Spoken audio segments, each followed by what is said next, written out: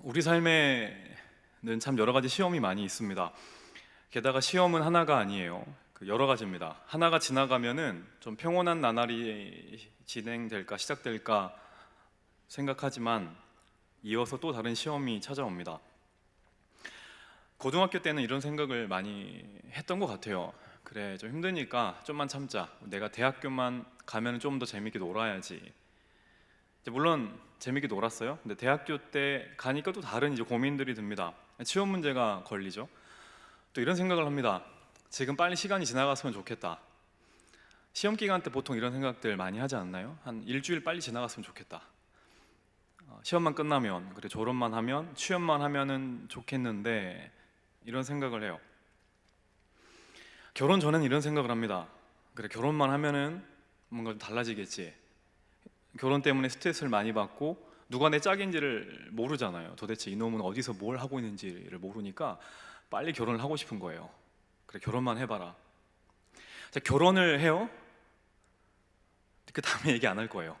결혼해도 똑같아요. 여러 가지 이제 시험들이 똑같이 찾아옵니다. 자, 무슨 말씀을 드린지 알겠죠? 인생이 다 이런 것 같아요. 끝이 없습니다. 이 시험이 지나가면 이 시험이 와요. 이 시련이 찾아오면 또 이 시련이 찾아옵니다. 모양이 바뀔 뿐이지 계속해서 시련은 찾아옵니다. 자, 왜 그럴까? 믿지 않는 자들도 마찬가지지만 특별히 하나님의 자녀인 우리들에게 이 시험이 찾아오는 이유는 하나님께서 우리를 온실 속의 화초로 자라게 하지 않기 위함이에요. 하나님은 그냥 우리를 곱상하게 키우시지 않습니다. 강하게 단련시키세요. 왜냐하면 우리는 믿음이 한번 생기면은 그게 예쁘게 그냥 저절로 자라는 걸로 생각을 하는데 절대 그렇지가 않습니다. 믿음은 훈련이 필요로 해요. 믿음은 성장을 요구합니다. 하나님은 우리가 예수님만큼의 믿음의 수준을 가지기 원해요. 그래서 우리가 이 땅을 살 때 정말로 행복하고 감사하게 신앙생활을 하기를 원하시는 겁니다. 하나님이 우리의 믿음과 우리의 신앙이 성장하기를 원하는 마음에서 주시는 게 있습니다. 그게 뭐냐면 시련과 고난이에요. 그게 바로 훈련 도구예요. 저번 주에 이제 이노 목사님께서 말씀을 해주셨죠. 그 훈련을 과정에서 우리가 꼭 필요한 게 뭐냐면 인내하는 거다, 견디는 거다. 자, 이런 말을 했어요. 여러분 그래서 참을 인자 한자로 아시나요? 그거를 파자를 해보면 두 개로 나눠보면 칼날인이라는 한자와 마음심이라는 한자가 합쳐져 있는 겁니다. 참는다는 것은 마음속에 칼이 꽂혀 있는 상태로 사는 걸 말하는 거예요. 되게 힘들겠죠. 코로나 때문에 이제 많은 지체들이 운동을 하는 것 같아요. 이제 헬스장도 많이 다니고요. 집에서 홈 트레이닝도 많이 하는 것 같습니다. 여러분 운동 해보셨죠? 웨이트 해보셨죠? 근육 운동을 특히 해볼 때 언제 근육이 몸에 붙으냐면 힘들 때 붙습니다. 힘들지 않는 것은 운동이 아니에요. 다 아시죠? 언제부터가 운동의 효과가 나타나냐면 내 심장이 터질 것 같을 때, 그리고 내가 정말로 못 견디게 힘들 때, 그때 운동의 효과가 나타납니다. 그것을 견디는 만큼 내 근육의 양이 늘어나는 거예요. 신앙도 마찬가지입니다. 똑같아요. 하나님은 저와 여러분들을 하나님만의 체육관으로 보내십니다. 거기서 훈련을 시키세요. 훈련 장소가 있다는 얘기예요. 모세에게 있어서 모세가 보냄받은 체육관은 광야에서 40년 동안 훈련을 받습니다. 다윗도 광야라는 체육관에서 훈련을 받아요. 다윗이 약간 특별했던 점은 다윗 옆에는 1:1 맞춤형 트레이너까지 있었다는 거예요. PT를 받은 거예요. 그 PT 트레이너 누군가요? 사울이라는 트레이너입니다. 우리도 마찬가지예요. 하나님은 우리의 믿음이 성장하길 원합니다. 정체되어 있는 믿음은 믿음이 아니에요. 멈춰있는 아이가 잘 있는 겁니까? 그렇지 않아요. 성장하거나 퇴보하거나, 멈춰있는 건 퇴보하는 거예요. 하나님은 우리의 믿음이 성장하기를 원해요. 그래서 지금 우리가 몸담고 있는 가정과 학교, 직장으로 우리를 보내십니다. 그리고 단련시켜요. 직장은 왜 갔을까요? 돈 벌려고 갔나요? 아니에요. 하나님이 나를 훈련시키는 체육관입니다. 내가 몸담고 있는 가정과 학교는 단순히 공부하러 갔을까요? 그렇지 않습니다. 하나님이 나를 그곳에서 1대1로 훈련시킬 만한 조교가 있기 때문에 보낸 거예요. 자, 그런데 우리는 문제가 뭐냐면 이거를 보통 깨닫지를 못합니다. 시련이 올 때 어떻게 생각하냐면 되게 이렇게 생각해요. 빨리 이게 좀 끝났으면 좋겠다. 이 회사 빨리 때려쳐야지. 빨리 졸업만 해봐라 라고 생각을 해요. 이렇게 빨리 벗어나려고 합니다. 자, 그런데 오늘 본문에서 야고보는 말해요. 너희들이 시련 중에 구해야 될 것은 그게 아니라는 겁니다. 빨리 지나갈 것을 구하라는 게 아니라 무엇을 구해야 하냐면 지혜를 구해야 된다고 말해요. 자, 오늘은 이것을 살펴보려고 해요. 이 지혜가 도대체 무엇인가? 그리고 이 지혜를 어떻게 얻을 수 있을까? 본문의 내용을 중심으로 관련된 내용을 하나씩 살펴보도록 하겠습니다. 자, 먼저 우리가 살펴볼 게 이거예요. 그렇다면 도대체 지혜가 뭔지를 알아야겠죠. 자, 5절 말씀인데요. 5절 말씀을 우리 다 같이 한번 읽어보겠습니다. 시작. 너희 중에 누구든지 지혜가 부족하거든 그리하면 주시리라. 자, 야고보가 말해요. 시련에 대한 이야기를 합니다. 그 다음에 무슨 이야기를 꺼내냐면 지혜에 대한 이야기를 합니다. 자, 그러니까 논리적으로 이런 순서가 되는 거예요. 너희들이 시련을 만난다. 인내를 해야겠지. 그런데 그 인내하면서 너희들이 구해야 될 게 있다. 시련의 과정에서는 너희들이 반드시 구해야 될 게 있는데 그게 뭐냐면 지혜라는 거예요. 자, 그러면 지혜가 뭘까? 여러분, 지혜가 뭘까요? 성경은 지혜를 이렇게 이야기합니다. 잠언 9장 10절에 여호와를 아는 것이 지혜의 근본이요 거룩하신 자를 아는 것이 명철이니라. 자, 지혜가 뭐냐면 하나님을 경외하는 거고 하나님을 아는 거예요. 이 구절 많이 읽어보셨죠? 자, 그러면 또 여기서 질문 한 가지 더 드려보겠습니다. 안다는 게 뭘까? 여러분, 하나님 아시나요? 안다는 말이 뭘까요? 지난 한 주간 난 하나님을 알았을까요? 자, 저는 블랙핑크를 압니다. 그리고 김혜선을 알아요. 김혜선 제 아내예요. 제가 블랙핑크를 아는 것과 제 아내인 김혜선을 아는 것은 같을까요? 다를까요? 동사는 알다란 말은 똑같지만 어감이 굉장히 다르죠. 제가 블랙핑크를 안다라고 했었을 때 여러분 속마음은 어떻을까요? 훗 했겠죠. 네가? 뭐 이러면서. 근데 제가 제 아내를 안다라고 말했을 때는 어땠을까요? 그럴 수도 있겠지. 자, 이 차이가 있는 거예요. 블랙핑크를 아는 것은 머리로 아는 거예요. 지식으로 알고 노래로 아는 겁니다. 인격적인 접촉이 없는 상태에서 아는 거예요. 자, 그런데 제가 제 아내를 안다라고 여러분들에게 소개할 때는 경험으로 아는 거예요. 겪어서 아는 겁니다. 인격 대 인격이 만나서 아는 거예요. 자, 어떤 차이가 있는지 아시겠죠? 우리가 하나님을 안다는 것은 이걸 말해요. 머리로 아는 게 아니라 정말로 교제가 있었냐 이 말입니다. 한 주 동안에 당신 하나님을 알았어요? 이 말은 블랙핑크를 알듯이 알았어요? 아니면 아내를 알듯이 알았어요? 이 말이에요. 우리가 하나님을 정말로 알게 되면은, 만나게 되면은 생겨나는 게 있습니다. 되게 신기한데요. 그게 뭐냐면 하나님의 시각이 생겨나요. 자, 저는 제 아내가 뭘 원하는지 척 보면 알아요. 제 아내도 제가 뭘 원하는지를 딱 알아요. 근데 그렇게 안 할 뿐이에요. 아는 건 알아요. 왜 그럴까요? 부부는 겪어봤거든요. 같이 살아봤거든요. 너무 잘 알아요. 서로를 너무 잘 압니다. 자, 지혜가 이거라는 거예요. 우리가 하나님을 만나잖아요. 하나님과 교제를 하잖아요. 그러면 가장 먼저 내 삶에 생기는 게 뭔지 아세요? 하나님이 뭘 원하실까요? 하나님의 시각이 생깁니다. 하나님의 시각으로 보면은 깨닫게 되는 게 있습니다. 이 두 가지를 반드시 깨닫는데, 첫 번째, 하나님이 나를 어떻게 생각하시는지를 알아요. 저는 제가 제 아내를 어떻게 생각하는지를 알고 제 아내도 저를 어떻게 생각하는지 알아요. 하나님이 나를 얼마나 사랑하시는지가 느껴집니다. 이게 하나님과 교제하는 사람의 특징. 두 번째 특징이 뭐냐면 우리가 만나는 이 고난이 끝이 아니라는 것을 알아요. 하나님의 시각을 가지게 되면은, 자, 크리스천은 이렇게 정의해 볼 수 있습니다. 현실은 발을 딛고 있지만, 발은 현실을 딛고 있지만 시선은 끝에 있는 사람이 크리스천이에요.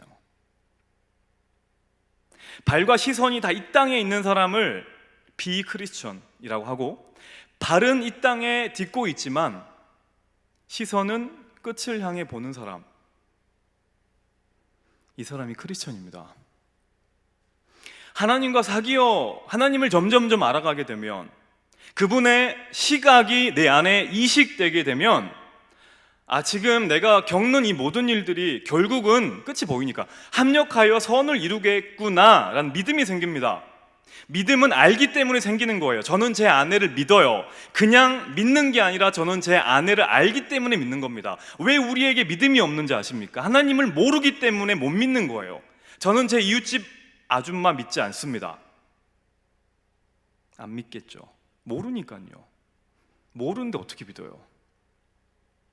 내가 지금 겪고 있는 이 고난은 버릴 게 아니구나. 오늘 설교 제목인데, 버려지는 고난은 없구나, 의미 없는 고난은 없구나, 이게 보인다고요. 이런 시각이 생깁니다. 자, 여러분 진주 아시죠? 예쁜 그 하얗고 그 동그란 진주. 이 진주가 어떻게 만들어진지 아세요? 진주는 처음부터 진주로 태어나는 게 아니에요. 보석상에 있는 진주가 그 진주가 아닙니다. 원래는 볼품없는 모래알이에요.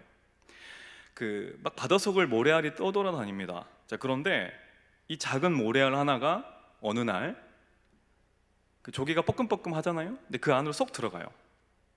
조개 입장에서 어떨까요? 자, 여러분, 우리가 길을 걸을 때 가장 불편한 게 뭐냐면 운동화 안에 있는 작은 돌멩이잖아요.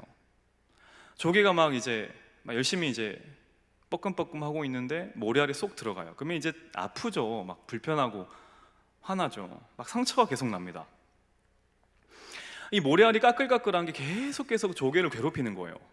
조개가 얼마나 아프겠어요. 조개 입장에 한번 되어보세요. 얼마나 아프겠어요. 그래서 조개가 자기를 지키려고 그 낙하라는 물질을 계속해서 분비를 합니다. 그러면서 모래알을 계속해서 감싸요. 안 아프게 하려고. 상처가 생기고 낙하라는 물질을 분배해요. 또 감싸요. 그래도 아프니까 또 물질을 분배해요. 또 감싸요. 수백 개의 진주층이 쌓입니다. 단단해집니다. 시간이 지날수록 이 진주층은 원형이 가까워요. 왜 그럴까요?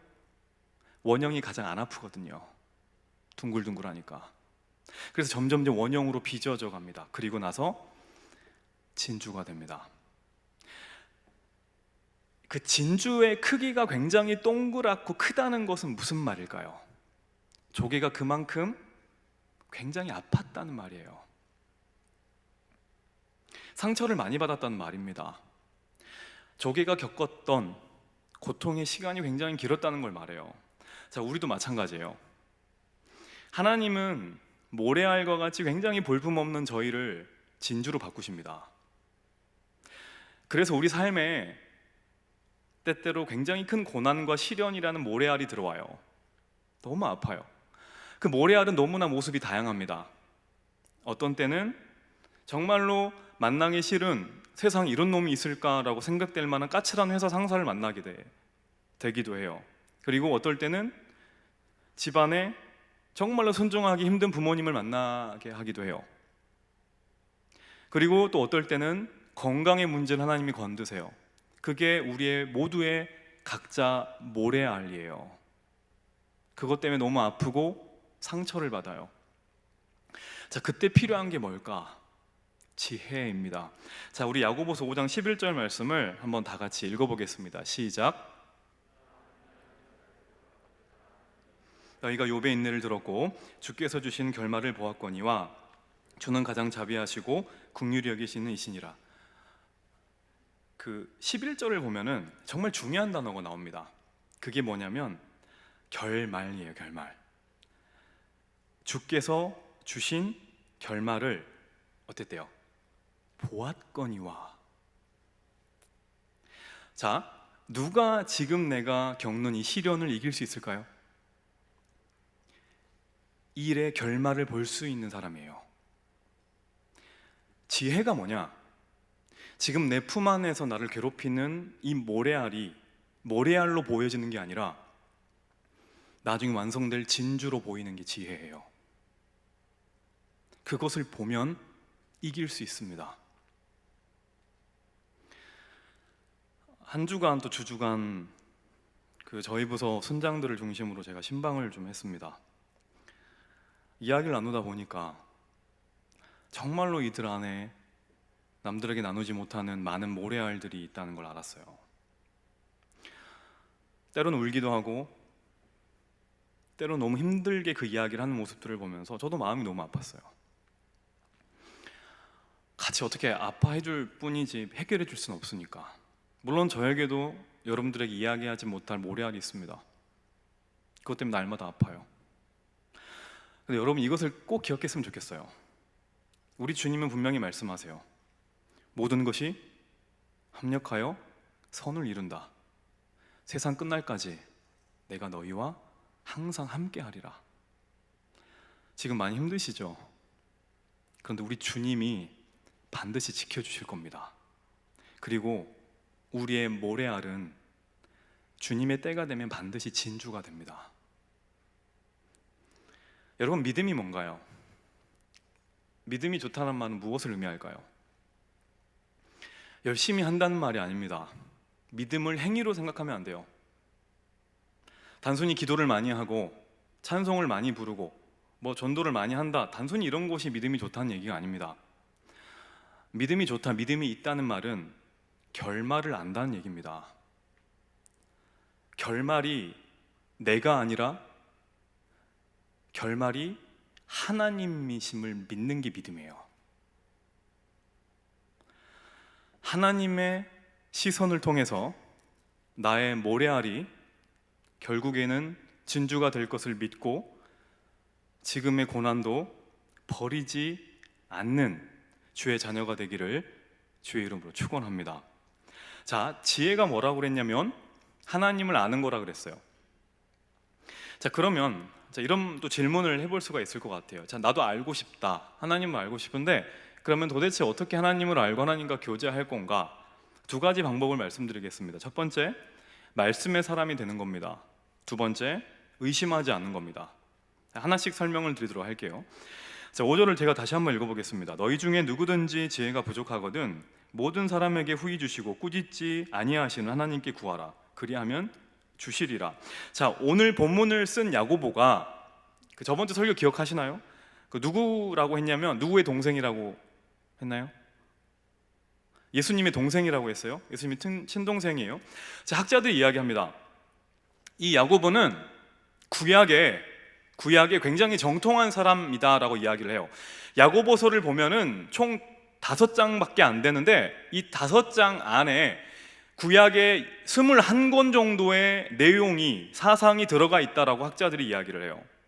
야고보는 하나님을 알았습니다. 하나님을 만났습니다. 그런데 어떻게 하나님을 알았냐면 성경 말씀을 통해서 하나님을 만난 사람이에요. 자, 좀 뒷부분에 가면 1장 뒷부분에 가면 이런 말이 있어요. 야고보서 1장 18절을 보면 그가 그 피조물 중에서 우리로 한 천 열매가 되게 하시려고 자기의 뜻을 따라, 자, 그 다음이 중요한데요, 진리의 말씀으로 우리를 어떻게 했대요? 낳으셨느니라. 자기가 태어났는데 무엇으로 태어났대요? 진리의 말씀으로 태어났대요. 야고보는 말해요. 나는 태어났다. 하나님의 말씀으로 태어난 자야. 자, 이 말이 무슨 말이냐면 야고보는 하나님의 말씀을 통해서 자기 자신이 전혀 새로운 존재가 되었다는 것을, 완전히 다른 존재가 되었다는 것을 경험한 거예요. 사랑하는 여러분, 우리 하나님은 말씀을 통해서 만날 수 있습니다. 우리 안에, 우리 앞에 여러 가지 고난들이 있습니다. 시련이 있어요.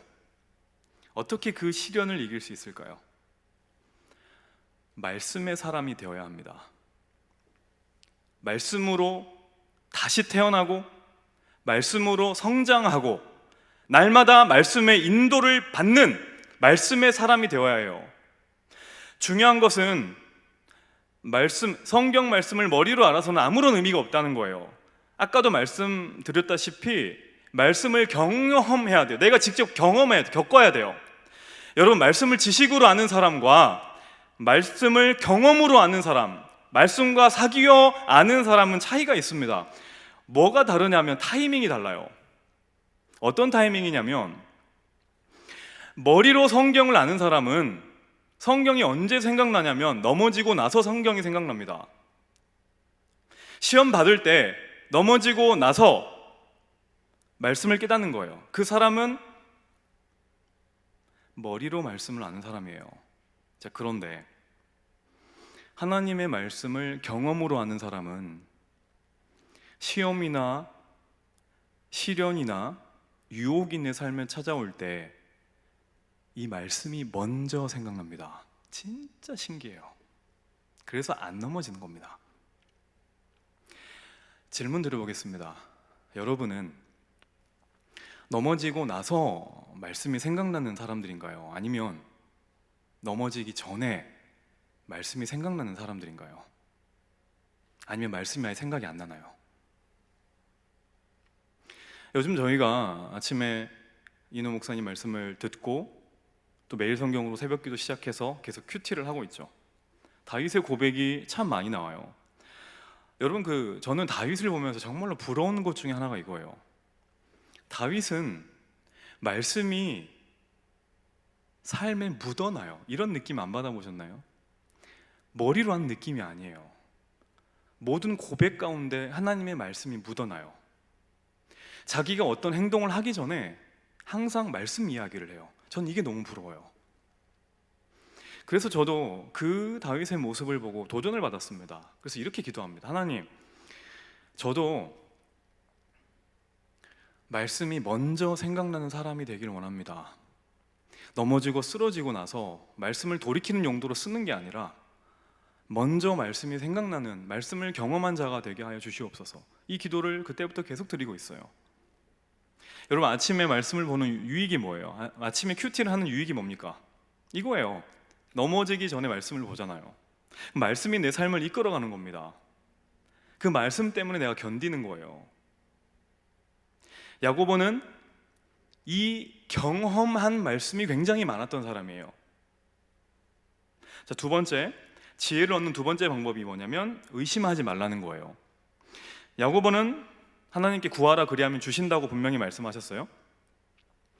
자, 이 말은 구하라 주신다라는 이 동사의 구조는요, 이 문장의 구조를 보면은 지혜는 스스로 얻는 게 아니라는 것을 전제로 하고 있습니다. 그렇지 않을까요? 그래서 구하라고 하는 거예요. 우린 절대 죽었다 깨어나도 스스로 지혜를 얻지 못합니다. 그래서 지혜와 지식은 다른 거예요. 지식은 스스로 쌓을 수 있지만 지혜는 주셔야만 받을 수 있는 겁니다. 그래서 구하라는 거예요. 자, 어떻게 구해야 되냐? 자, 이게 좀 중요합니다. 6절 말씀 다 같이 한번 읽어보겠습니다. 시작. 심하지 말라. 의심하는 자는 마치 바람에 밀려 요동하는 바다 물결 같으니. 어떻게 구하라고 하냐면 믿음으로 구하고 조금도 의심하지 말래요. 자, 여러분, 믿다의 반대말이 뭘까요? 바로 뒤에 나오죠? 의심하다라는 거예요. 믿다의 반대말은 의심하다. 자, 중요한 건 이 의심하다의 뜻입니다. 어떤 의미가 있나? 자, 우리가 보통 기도를 할 때 이렇게 많이 생각을 해요. 자, 기도를 합니다. 기도를 하고 나서 난 절대 의심하지 말아야지. 하나님의 응답 받으려면 의심하지 말아야지 라고 마음을 먹어요. 자, 그러면서 이렇게 기도를 해요. 나는 내일 반드시 시험에서 좋은 성적을 받을 거야. 난 내일 반드시 합격할 거야 라고 막 기도를 합니다. 그런데 어떤가요? 기도 끝나고 나면 기도하는 와중에서도 스물스물 뭐가 올라와요? 진짜 잘 볼 수 있을까라는 의심이 들어옵니다. 그러면 어떻게 하나요? 막 고개를 저어요. 안 돼. 주여 믿습니다. 잘 보게 해주시옵소서. 다시 막 기도를 합니다. 어떤 평상시에 기도했던 어떤 여자분의 고백을 합니다. 주님, 이 자매와 잘 되게 될 줄 믿습니다. 근데 아무리 생각해도 그 자매가 자기를 거절할 것 같은 거예요. 그러면 의심의 영아 물러가라 그러면서 막 혼자 선포하고 막 기도합니다. 자, 그런데 성적이 안 나왔어요. 그리고 차였어요. 그러면 어떻게 결론을 내리냐면 내가 의심해서 그렇구나라고 결론을 내릴 때가 굉장히 많아요. 자, 이런 것을 의심하지 말라는 걸까? 그렇지 않습니다. 여기서 의심하다라는 말은요, 원어로 보면은 이런 의미가 있어요. 판단하다, 논쟁하다라는 말이 있습니다. 자, 이 단어는 죄기적인 용법으로 많이 쓰이는데, 죄기적 용법 영어 시간에 많이 들어봤죠. 죄기적 용법이다 이 말은 목적어가 나 자신이 되는 걸 말해요. 자, 논쟁하다가 목적어 내가 되니까 나를 논쟁하다, 나와 논쟁하다란 말이 돼요. 판단하다의 목적어가 내가 되니까 나를 판단하다란 말이 돼요. 자, 이게 의심이에요. 나를 판단하고 나를 논쟁해요. 자, 의심하지 말라는 말은 결국 이 말이에요. 스스로를 판단하지 말라는 거예요. 자, 선악과를 먹은 인간은 선과 악의 모든 판단의 주체가 되고 싶어 합니다. 그래서 어떠한 성향이 있냐면 스스로를 판단해요. 이걸 정죄라고 하죠. 남을 판단함과 동시에 자기를 판단합니다. 이게 죄의 본질이에요. 판단의 주체는 하나님뿐인데 스스로가 스스로를 판단하는 거예요. 그래서 이런 결론에 도달합니다. 내가 나를 판단해 보니까 나는 도저히 기도할 자격이 없는 사람이야. 내가 내 모습을 보니까 나는 순장으로 섬길 자격이 없는 사람이야. 내가 내 모습을 비추어 보니까 나에게는 아무런 것이 없는 사람이야 라고 스스로 판단을 해요. 이게 의심하다란 말이에요. 이럴 때 참 많죠. 제가 저희 부서 형제 자매들 신방하다 보면 이런 얘기를 많이 합니다. 목사님, 저는 기도할 자격이 안 돼요. 기도할 수 없을 것 같아요. 이거 누구 판단이에요? 하나님이 내 기도는 절대 안 들어줄 거예요. 하나님이 이 기도는 절대 안 들어주실 거예요. 누구 판단입니까? 근데 재밌는 게 저도 그래요. 야, 내가 목사가 돼도 되나? 나 같은 목사가 이런 기도를 해도 되나? 저도 저를 판단해요. 되게 겸손해 보이죠? 하지만 이건 교만입니다. 극과 극은 통한다는 말 아세요? 겸손의 끝은 교만이에요. 지나치게 겸손해도 교만이 될 수 있어요. 하나님이 판단하셔야 되니까. 자, 여러분 보세요. 예수님이 참 많은 일들을 행하세요. 많은 기적을 행하셨습니다. 자, 그런데 예수님께서 여러 가지 기적을 행하셨던 것보다 가장 먼저 이루어졌으며 수많은 기적을 행하셨던 것보다 더 중요한 게 있어요. 그게 뭘까요? 시험을 이기신 겁니다. 예수님은 사역을 하시기 전에 시험을 받으세요. 마귀가 3가지 질문을 던집니다. 근데 이 3가지 질문에 공통적으로 전제되어서 물어보는 말이 있어요. 그게 뭐냐면 이거예요. 만일 네가 하나님의 아들이거든, 이 말을 해요. 되게 신기하죠? 예수님한테 이걸 물어봐요. 이게 바로 의심입니다. 마귀는 우리를 이렇게 공격해요. 네가 진짜 하나님의 자녀라면 어떻게 그렇게 살 수 있겠냐? 네가 하나님의 자녀라면 너의 모습을 보고 네가 구원받았다고 말할 수 있겠냐? 네가 기도할 자격이 되냐? 이렇게 우리를 정죄합니다. 누구 판단으로? 스스로의 판단으로. 자, 그런데 오늘 본문 5절 보시면 이런 말이 나와요. 하나님은 어떻게 주시고 후히 주시고 그리고 어떻게 하시고 꾸짖지 아니하신다. 우와, 여러분 이 말이 귀에 어떻게 들리십니까? 내 음성보다 하나님의 음성이 크게 들려야 돼요. 그러면 그분께 나아갈 수 있습니다. 기도가 안 되는 이유는 이 때문이에요. 하나님의 음성보다 내 음성이 크게 들리는 거예요. 그래서 내 자격을 시비합니다. 사탄은 우리를 스스로 판단하게 만들고 정죄하게 만들어요. 결코 정죄함이 없나니, 예수님의 선언입니다. 무엇을 의심하지 말란 말이냐? 결국 이거예요. 하나님의 선하심을 의심하지 말라는 말입니다. 하나님의 선하심이 우리를 불러주셨어요. 우리는 알아요. 저도 알아요. 여러분들도 알아요. 우리들의 모습은 너무나 형편없다는 것을 알아요. 하지만 너희들이 판단해서 기도를 할 건지 말 건지 결정하지 말고 하나님을 믿어라. 하나님을 믿어라 이겁니다. 하나님의 성품을 믿어라. 선하신 그분을 믿어라. 그리고 나아가라 이거예요. 선하신 하나님을 의심하지 말라는 말이지 우리가 기도하는 내용을 의심하지 말란 말이 아니에요. 기도를 들으시는 분을 의심하지 말라는 말이지 내가 하는 기도의 내용을 가지고 믿음이 적니 작으니 이런 걸 하지 말라는 얘기입니다. 우리가 스스로를 판단하면 어떤 일이 생기냐면, 하나님의 선하심을 의심하면 어떤 일이 생기냐면 늘 불안하고 흔들립니다. 삶이 왜 불안한지 아세요? 내가 내 자신을 판단하기 때문에 불안한 겁니다. 자, 그래서 야고보는 의심하는 사람을 무엇으로 표현하냐면 6절 뒷부분에 이렇게 나와 있어요. 마치 바람에 밀려 요동하는 바다 물결 같으니. 여러분 그 바다 가보셨죠? 바다가 어떻던가요? 계속해서 움직입니다. 출렁출렁 움직여요. 흔들리죠. 늘 흔들립니다. 성경에서 말하는 바다의 이미지는 좋은 게 아니에요. 마치 이렇다는 겁니다. 의심하는 사람은 스스로 대해서 늘 불안합니다. 늘 흔들려요. 자, 그런데 여러분 보세요. 바다는 스스로 움직이나요? 바람 때문에 움직이나요? 바람 때문에 움직이죠. 바다가 움직이는 것은 외부적인 조건 때문에 움직입니다. 환경의 영향을 받아서 바다가 움직이는 거예요. 의심이 그렇다는 겁니다. 우리가 언제 스스로를 판단하고 우리가 언제 스스로를 정죄합니까? 하나님을 보지 않고 외부적인 환경을 봤을 때 우리가 흔들려요. 바다랑 똑같아요. 내 삶에 바람이 불어나면 내 삶에 의심이 생겨요.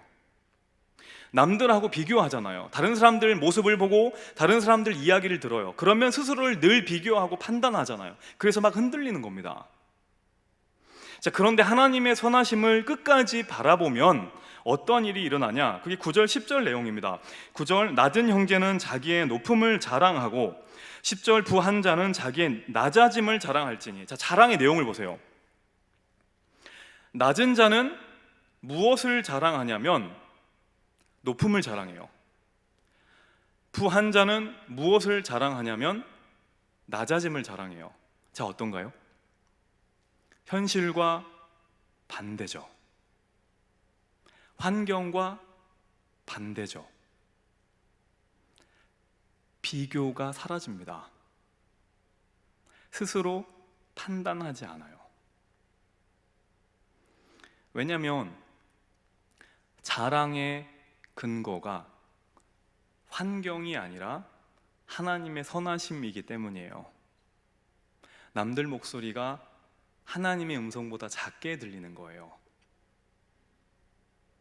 하나님의 선하심을 끝까지 붙드는 사람은 환경의 영향을 받지 않습니다. 이것이 뭐냐면 이것이 지혜예요. 저희 부서에 순장이 한 명이 있습니다. 저번 주에 한번 만났어요.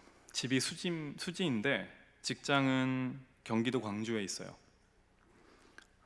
출퇴근이 힘드니까 이제 기숙사 생활을 해요. 뭐 이런저런 일들이 있어가서 만나봤습니다. 이야기를 들어보니까 정말로 뭐 회사나 가정 안에 힘든 일들이 많았더라고요. 밥을 사주면서 이제 이야기를 나누는데 광교 호수공원에 한 바퀴 뺑 돌았습니다. 이제 돌면서 이야기를 나누는데 너무 지쳐 있는 거예요. 자격증 시험을 봐야 되는데 자기 실력으로는 붙어야 되는 건데 계속 이상하게 떨어진다는 겁니다. 자신감도 계속 떨어진대요. 회사 사람들도 너무 만나기 싫고 교회 사람들도 너무 만나기 싫대요. 같이 말했습니다. 누구누구야, 우리 시험 보기 전까지 하나님께 기도하자, 말씀 묵상을 해보자, 하나님께 다 맡겨보자 라고 도전을 했습니다. 계속해서 이제 말씀을 봤어요. 엊그제 금요일이 시험날이었습니다. 카톡을 아침에 보냈어요. 아침에 그 친구를 놓고 기도를 했습니다. 주님께서 허락하셔서 좋은 결과 얻기 원합니다. 기도하고 카톡 보냈어요. 잘 봐라. 이제 그날 저녁이 됐어요. 이제 그때가 기도해야 하는 시간이잖아요. 근데 보니까 이제 자리에 앉아 있더라고요. 그래, 잘 봤나 보다. 이제 막 기도를 하더라고요. 토요일에 순장 모임을 이제 이청도 그렇지만 저희도 줌으로 합니다. 줌으로 하고 전체 모임을 하고 이제 소그룹으로 흩어져서 이제 말씀 나눔을 하는데 그 친구는 제가 들어와 있었는지 몰랐나 봐요. 그러면서 이제 막 이야기를 하는데 제가 깜짝 놀랄 이야기를 들었어요. 시험에서 떨어졌대요. 이제 막 기도하기 싫고 불평이 나오고 너무 하나님 원망이 되더래요. 저녁 기도회가 있다는 걸 알았는데 가기가 싫더랍니다. 안 가려고 마음을 먹었는데 자꾸 막 발걸음 이상하게 그쪽으로 이동해지더래요. 그래서 거기 앉아 있었던 거예요.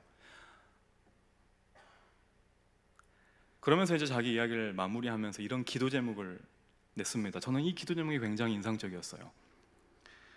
한눈 안 팔았으면 좋겠어요.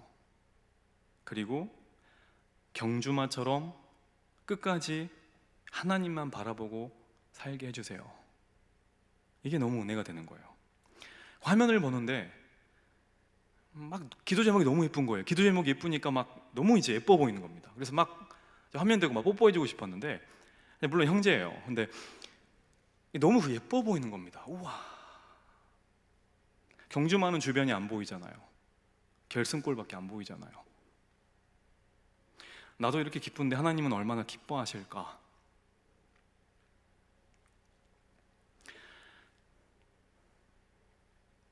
어떤 동물 이야기 하나로 오늘 말씀을 마무리하도록 하겠습니다.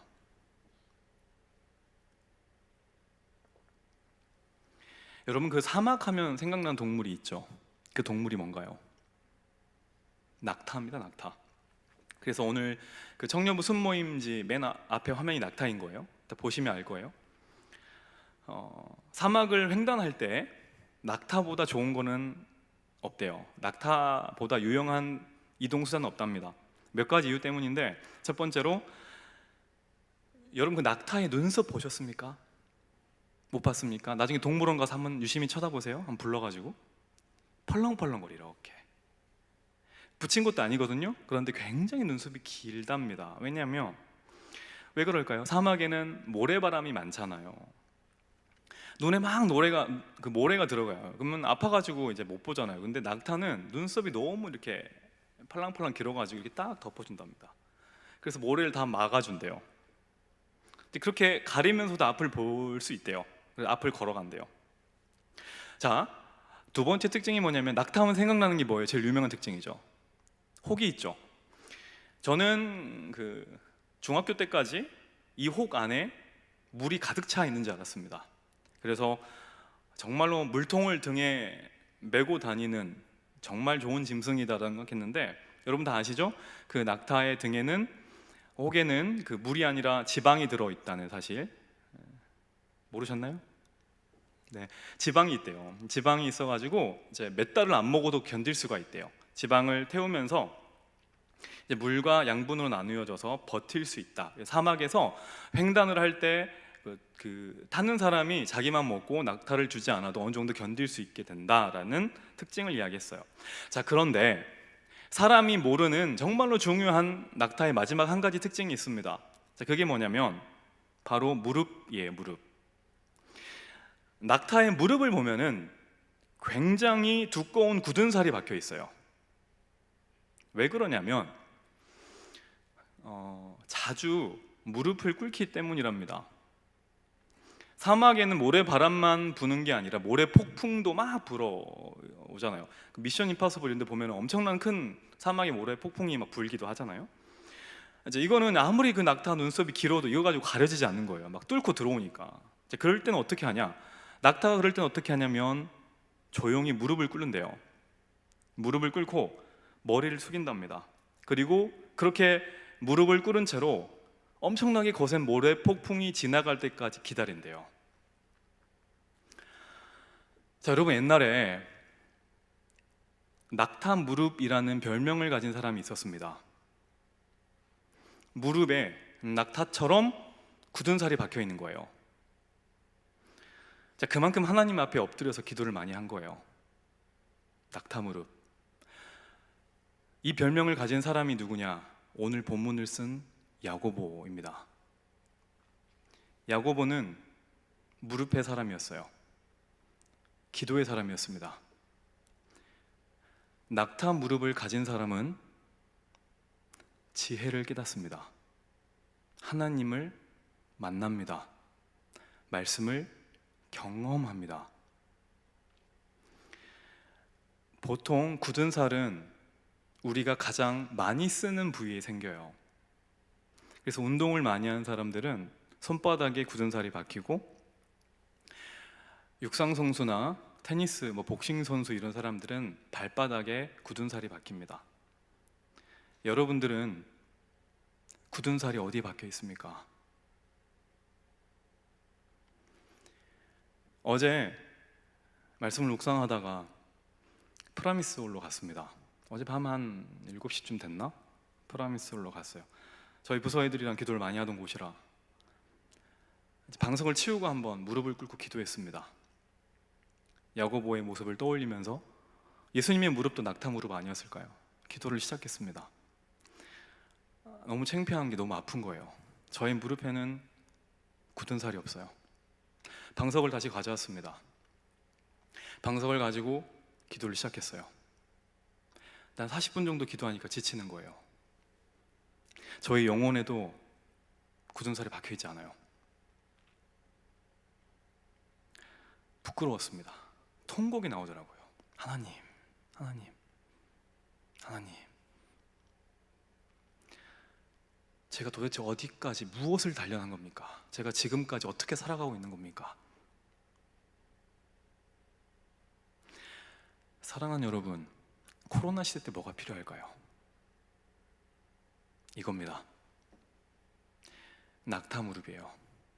엎드려야 합니다. 낙타도 자기가 감당하기 힘든 엄청나게 큰 모래폭풍이 올 때는 무릎을 꿇습니다. 그리스도인들은 무릎을 꿇는 자입니다. 이 자리에 있는 우리 모두에게도, 그리고 각자의 자리에서 영상으로 예배드리는 우리 모두에게 이 기도의 굳은 살이 잔뜩 박혀있는, 그래서 하나님의 지혜를 깨닫고 하나님의 말씀을 경험하고 하나님의 살아계심을 의심하지 않는 진정한 주의 일꾼들이 되기를 주의 이름으로 간절히 축원합니다. 우리 찬양하고 기도하기 원하는데요,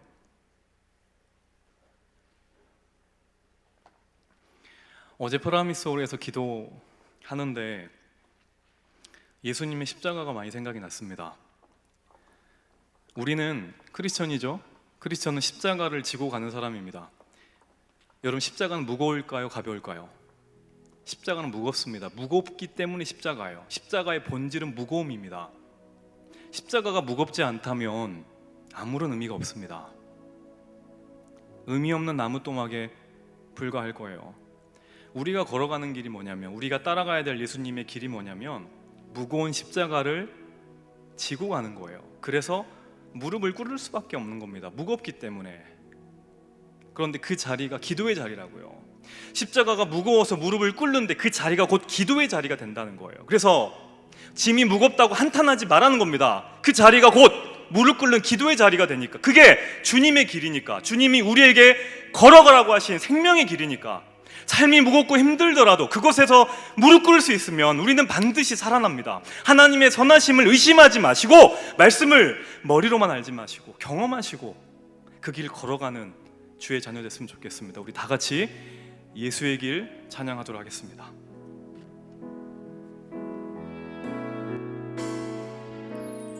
안개 속에서 주님을 보내 아무도 없을 것 같던 그곳에서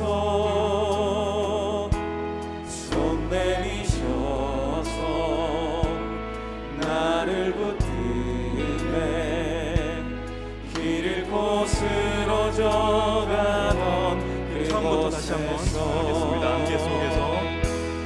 안개 속에서 주님을 보내 아무도 없을 것 같던 그곳에서 손 내미셔서 나를 붙들래 길 잃고 쓰러져 가던 그곳에서 주 말씀하시네 내 손 잡으라고 내가 곧 길이요 진리 생명이니 나 그 길을 보내 주 예비하신 곳 다른 길로 돌아서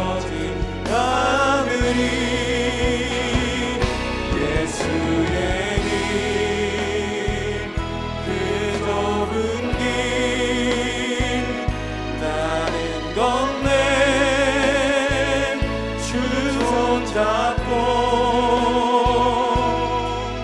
그 무엇도 두렵지 않네. 주님 주신 약속 내게 있으니 아멘. 세상의 그 험한 길 승리하네. 성령으로 그 무엇도 바라지 않네. 저 하늘에 처음부터 다시 한번 찬양하도록 하겠습니다. 안개 속에서 주님을 보내. 안개 속에서 주님을 보내. 아무도 없을 것 같던 그곳에서 손 내미셔서 나를 붙드네. 길 잃고 쓰러져 가던 그곳에서 주 말씀하시네. 내 손잡으라고. 주 말씀하시네. 내 손잡으라고. 내가 곧 길이요 진리 생명이니 나 그 길을 보내. 주의 비가 시고 다른 길로 돌아서지 않으리. 예수의 그 좁은 길 나는 건네. 주 손잡고 그 무엇도 두렵지 않네. 주님 주신 약속 내게 있으니 세상의 길, 그 험한 길. 세상의 그 험한 길 승리하네. 성령으로 그 무엇도 바라지 않네. 저 높은 목소리로 마지막으로 한 번만 더 찬양하겠습니다. 예수의 길, 그 좁은 길. 예수의 길, 그 좁은 길 나는 건네. 주 손잡고 그 무엇도 두렵지 않네. 주님 주신 약속 내게 있으니 세상의 길, 그 험한 길 승리하네. 성령으로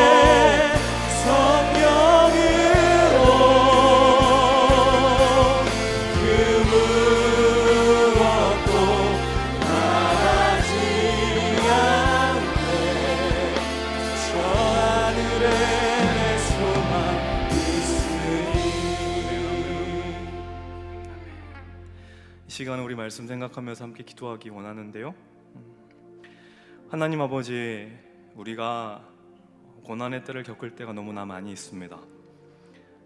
우리에게 인내를 더하여 주시고 무엇보다 우리에게 하나님을 더욱더 깊이 경험하는 지혜를 허락하여 주시기 원합니다. 우리에게 주시는 말씀을 날마다 나의 것으로 만들게 하시고 하나님의 선하심을 의심하지 않고 이 모든 고난의 과정이 절대로 버릴 것이 없는 모든 것이 합력하여 선을 이루는 것임을 믿게 하여 달라고. 그래서 날마다 주님 걸어가신 이 가볍지 않은 무거운 길을 주의 도움으로 주의 손잡고 날마다 묵묵히 걸어갈 수 있는 주의 청년들 되게 달라고 우리 다 같이 한 목소리로 기도하도록 하겠습니다. 기도하겠습니다. 하나님 아버지, 지치고 힘든 길입니다. 하지만 하나님이 함께 하시기 때문에